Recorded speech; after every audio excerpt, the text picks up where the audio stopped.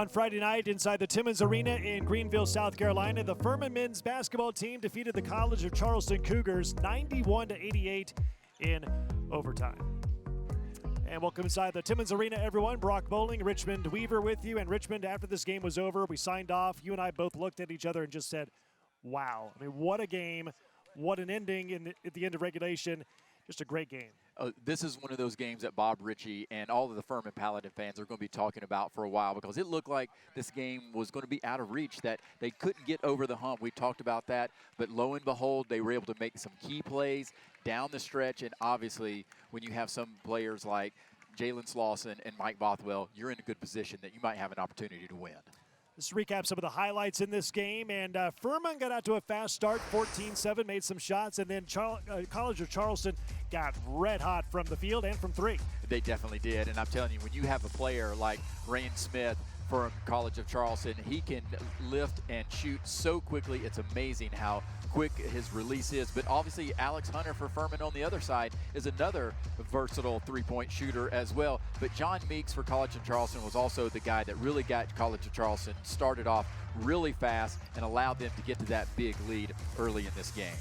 Yeah, the first half, Charleston shot 58% overall, 60% on threes, ended up shooting 50% overall, 41% on threes. You see some of the plays down the stretch. That was a travel on Underwood, and that gave life back to the Paladins to try and tie up the game late in regulation. And how about this big-time banking, tying three by Mike Bothwell for Furman? I don't think this is how Bob Ritchie drew this up, and I don't even think Mike Bothwell understood exactly that was going to go in as well. You can see how he celebrated. Banks are open here in Greenville on a Friday night for Mike Bothwell.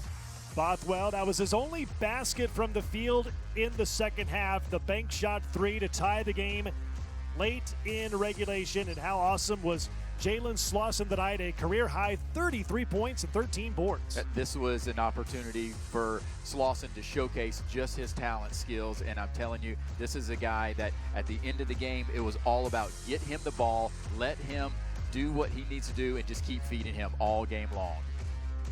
As you see, the Paladins celebrating this huge win, down 15 at one point in the second half, rallied all the way back to tie the game, send it into overtime. Furman wins it in OT, 91-88.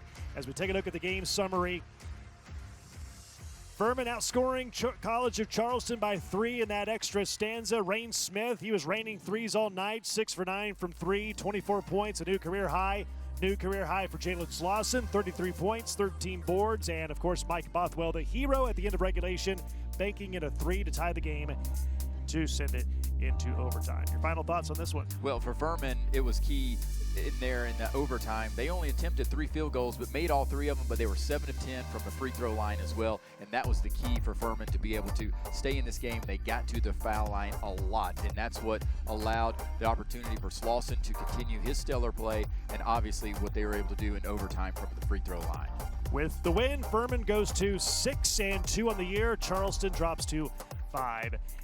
They're celebrating here in Greenville after the Furman Paladins beat the College of Charleston Cougars 91-88 in overtime on Friday night. For Richmond Weaver, I'm Brock Bowling. Good night from Greenville.